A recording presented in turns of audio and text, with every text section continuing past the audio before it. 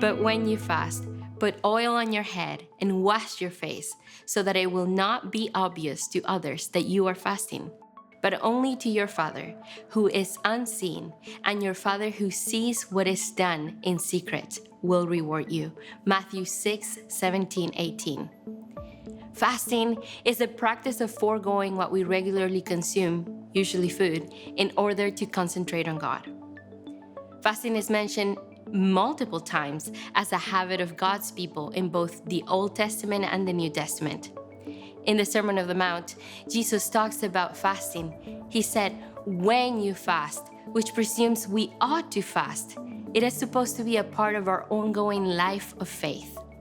One of the most faithful and spirit-filled men that I have ever met was my husband's uncle, a pastor in Winnipeg, Manitoba.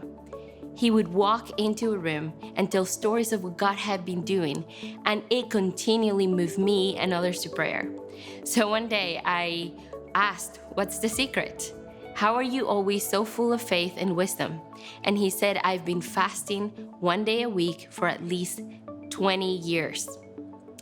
You know, John Wesley, whom by the way also fasted one day a week, said this about fasting: "Let it be done unto the Lord, with our eyes singly fixed on Him. Let our intention be this, and this alone, to glorify our Father which is in heaven."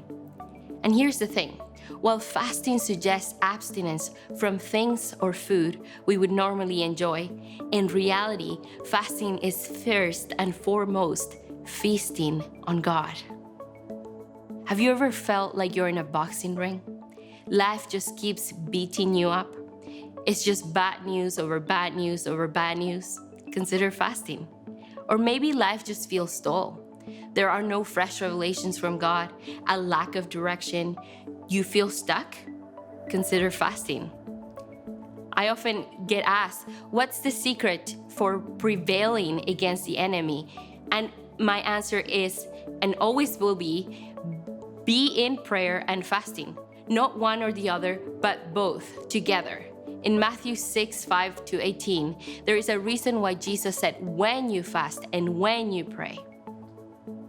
So how to fast? I have 3 simple suggestions for you.